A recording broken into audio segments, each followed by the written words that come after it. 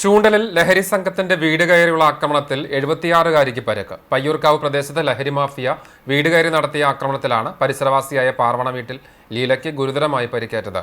ചൊവ്വാഴ്ച വൈകിട്ട് 7 മണിയോടെയായിരുന്നു സംഭവം. ലീലയുടെ പേരക്കുട്ടിക്ക് സംഘം ലഹരി വസ്തുക്കൾ നൽകുന്നത് ചോദ്യം ചെയ്തതിലുള്ള വൈരാഗ്യമാണ് ആക്രമണത്തിന് പിന്നിലെന്നാണ് പറയുന്നത്.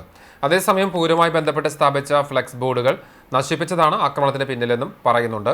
ലീലയുടെ വീട്ടിലേക്ക് അതിക്രമിച്ച് കയറിയ സംഘം വീടിന്റെ ചില്ല് തല്ലി തകർക്കുകയും തടയാൻ ശ്രമിച്ച ഇവരെ ക്രൂരമായി മർദ്ദിക്കുകയുമായിരുന്നുവെന്ന് പറയുന്നു. ഇവരുടെ നിലവിളി കേട്ട് നാട്ടുകാർ എത്തിയപ്പോഴേക്കും അക്രമി സംഘം ഓടി രക്ഷപ്പെട്ടു. ലീലയുടെ മകളുടെ മക്കളായ വിഷ്ണുദത്ത്, വിശ്വജിത്ത് എന്നിവർക്കും പരിക്കുണ്ട്. സാരമായി പരിക്കേറ്റ വിശ്വജിത്ത് തൃശൂർ മെഡിക്കൽ കോളേജ് ആശുപത്രിയിൽ ചികിത്സയിലാണ്.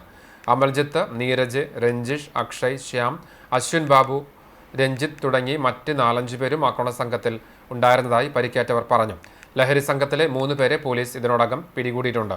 മറ്റു പ്രതികൾക്കായി പോലീസ് ഊർജിതമായ അന്വേഷണം ആരംഭിച്ചിട്ടുണ്ട്. എക്സൈസ് റേഞ്ച് ഓഫീസ് പ്രവർത്തിക്കുന്ന ചൂണ്ടൽ സെന്ററിന്റെ മൂക്കിന് താഴെയാണ് ലഹരി സംഘങ്ങൾ വിലസുന്നത്.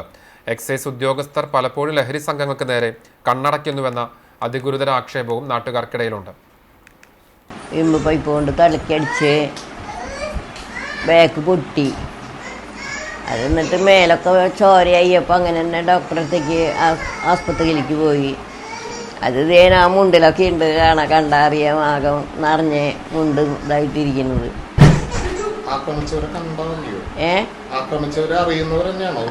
ഇവിടെ അടുത്തുള്ള കുട്ടികൾ തന്നെയാണ്.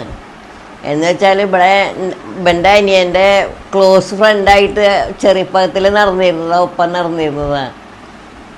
പക്ഷെ അതെ, നേരെ ആദ്യം തന്നെ കല്ല് എടുത്തെറിഞ്ഞ് ഇത് പൊട്ടിച്ചു. കുട്ടികളൊക്കെ ഉണ്ടായിരുന്ന സമയത്ത് കുട്ടികളൊക്കെ ആകെ പേടിച്ചു. ഞങ്ങൾ ഇറങ്ങി വന്ന് സംസാരിക്കാനുള്ള സമയം തന്നിട്ടില്ല. അതിനുള്ളിൽ അനിയൻ ആദ്യം ഇരുമ്പ് വയ്പ്പിന് തലക്കടിച്ചു. അത് കഴിഞ്ഞിട്ട് എൻ്റെതാ ഇവിടെ അടിച്ചു. അത് കഴിഞ്ഞിട്ട് ഞങ്ങൾ അങ്ങോട്ടും ഇങ്ങോട്ടും തള്ളലായി.